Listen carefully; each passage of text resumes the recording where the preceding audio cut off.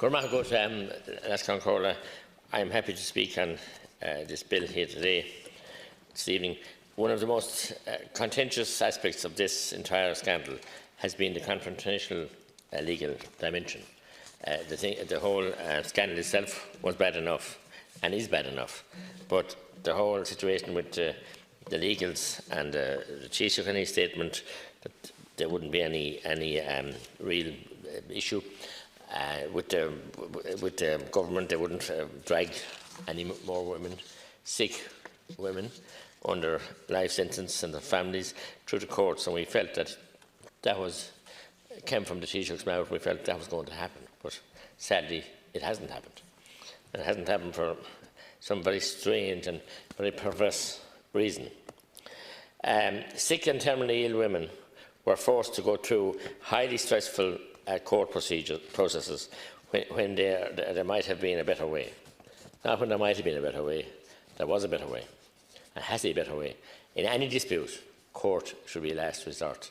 But in a case where one's life is threatened, and when there's negligence and misdiagnosis and God knows what, and we see now all the labs and run for cover, and we've seen total reckless behaviour of this private service that they were farmed out to, and just uncaring.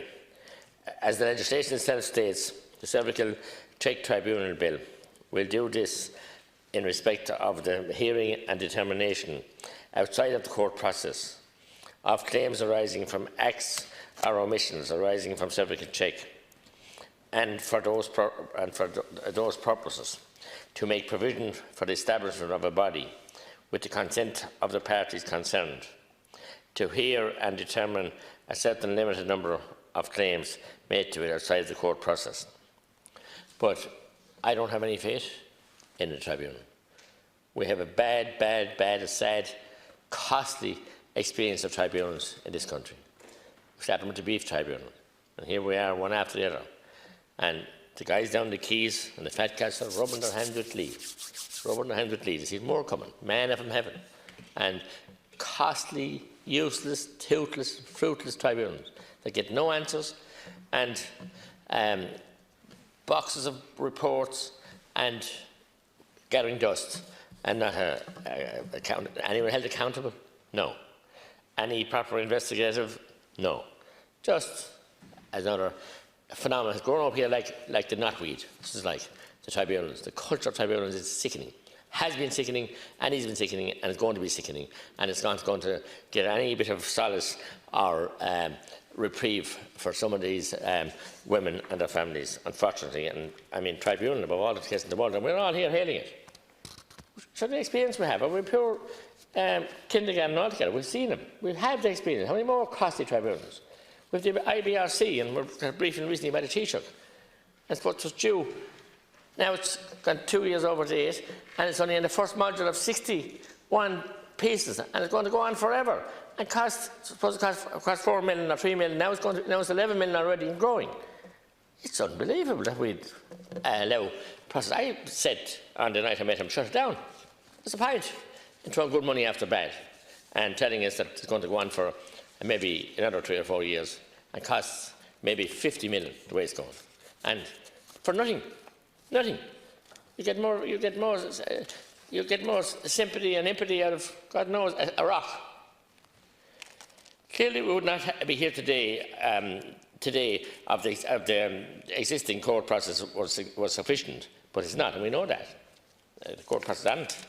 And I reigned against the setting up of the medium court centre recently. There was only a small few of us who were going to solve all the problems. The new court layer that they put in there between the Circuit Court and the High Court.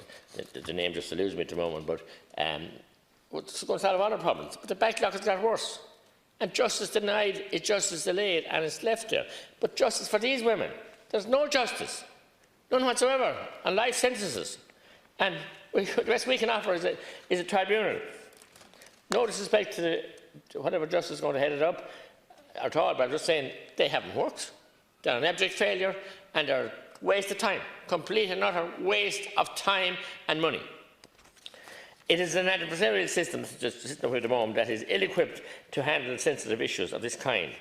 It is also not known for the speed at which it can process claims like this. This, of course, is directly relevant here because of the tragically contracted time span that some of the women find themselves in terms of having a terminal or life-threatening illness. And that word should sink in, a terminal or life-threatening illness. It's just beggars belief. The women and their families do not want to have their precious time bogged down in courts when it could be spent with their children or their loved ones. The bill also arises, as we know, from the report of Mr. Justice Charles Meenan on an alternative system for dealing with claims arising out of CervicalCheck. Judge Meenan was tasked by government last August with identifying further mechanisms to avoid adversarial court proceedings for the women and families affected by the CervicalCheck issues. In his executive summary, Judge Meenan outlines some of the advantages of the Tribunal over a hearing and court, and they are, and I'm going to quote him, but I can't myself have no faith that they'll be any better. Hearings will be held in private and be less formal. That's one good thing in some ways, but if it gets bogged down, no one knows what's going on. So where's the public accountability? Even an inquest have to be held in a public place. An inquest, so we're going to have this behind closed doors. As the Tribunal will adopt pre-hearing protocols and case management procedures, claims will be dealt with more expeditiously. I believe it when I see it. They won't be. They won't be. Because the legal system in this country haven't a good record in dealing with cases expeditiously. Less costly for the parties involved. Possibly less costly for the families, and they shouldn't have to have any cost. But less costly for the state. Oh, no way. Oh, no way. Any tribunals we've had. I'm talking about the present one, the IBRC investigation. The adoption of pre-hearing protocols, as I said, in case management and will reduce adversarial nature of the hearings. The constitutional and legal rights of the parties involved are not compromised, but their lives have been compromised. So we're just tinkering with words and platitude. Their lives have been compromised. Their lives are under threat. They're on a life sentence, many of them. There's a right of appeal to the High Court, here we go, by way of full rehearing and subsequent appeal in accordance with the law. Such appeals will be heard in private as well. So I worry about this.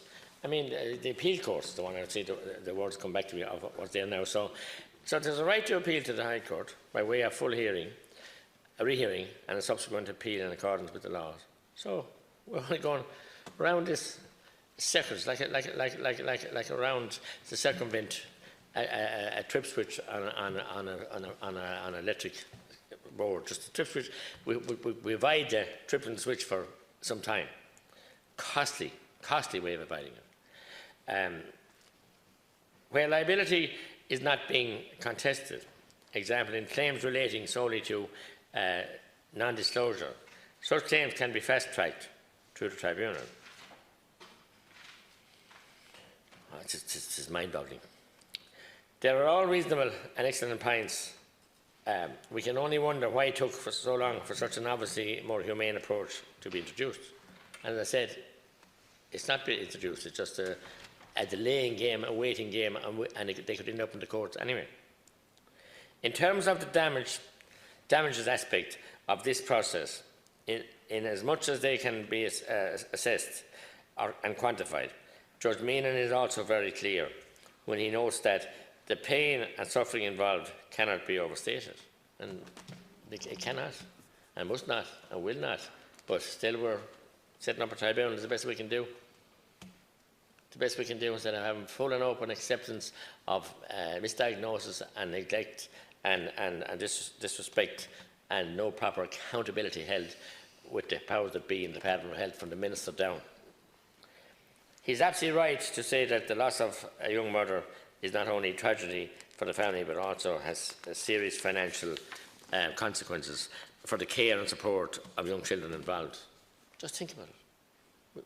We all of us attend terrible tragedies regularly. You know, women die with cancer, get killed in accidents, worse in the case of suicides, God knows what. And so tragic.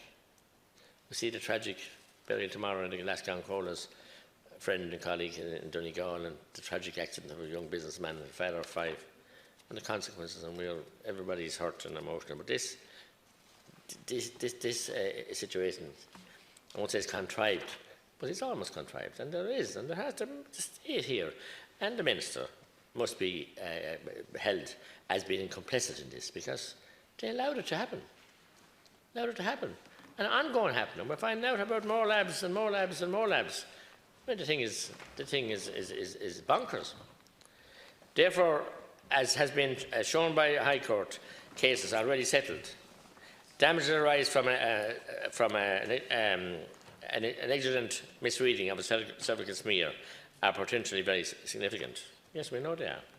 And look, doctors and people who read tests all the time can make mistakes, certainly. But this is not mistakes. This is just pure shoddy practice, backroom cowboy outfits that this was subbed out to, and we couldn't even get the number of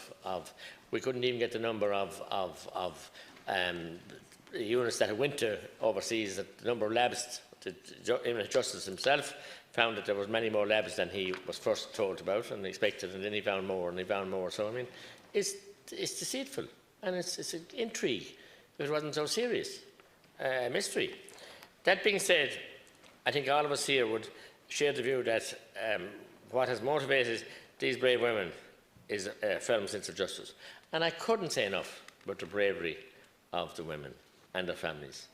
And the solicitor for many of them, Cian O'Carroll from Cashel in County Tipperary.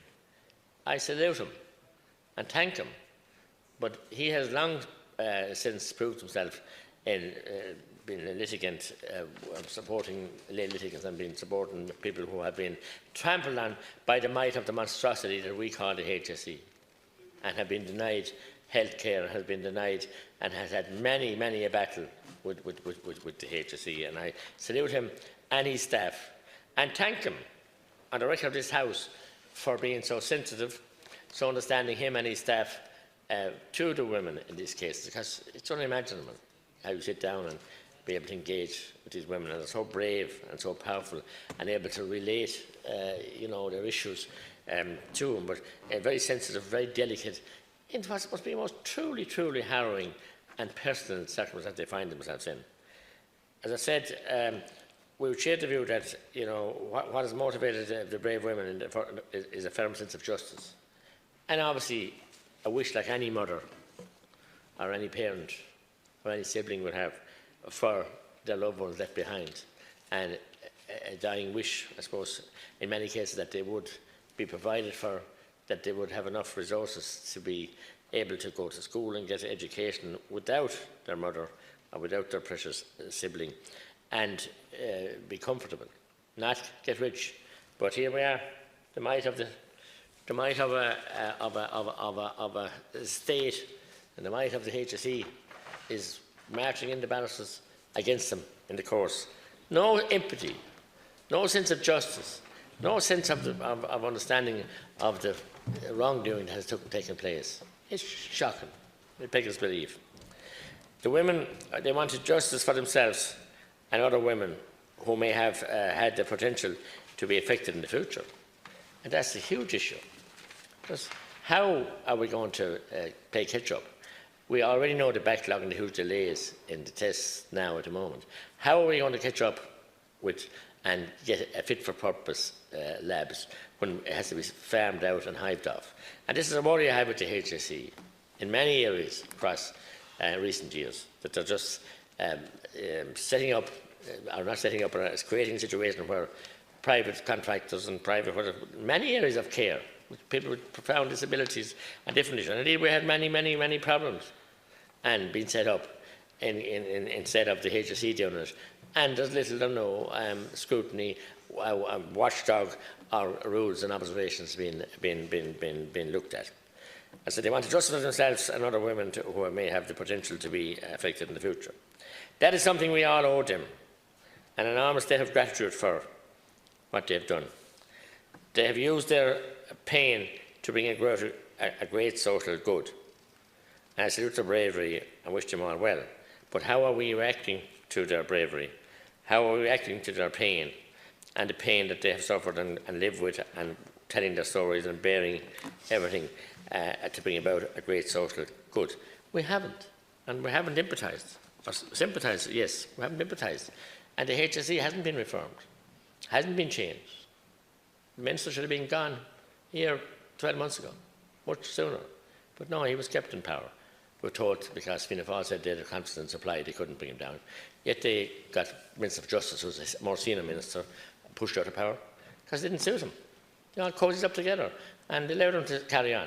Minister is not fit for office, and someone must be held accountable, and he's the political head of the health services and the HSE, and getting away with blue murder. It's unbelievable what has happened here, and shame on Fianna Fáil as well as on Fine Gael for supporting them and keep them there. Utter shame in the sense of what the callous way these women and their families have been treated. Utter shame. You hang your heads in disgrace because hiding behind Brexit, when, as I said, the Minister for Justice was forced out, it didn't cause an election. Wouldn't have caused any election for the Minister for Health to go. We'd be rid of him, thank God. You. And good ribbons of bad rubbish, and I think it's appalling. I would just remind you in your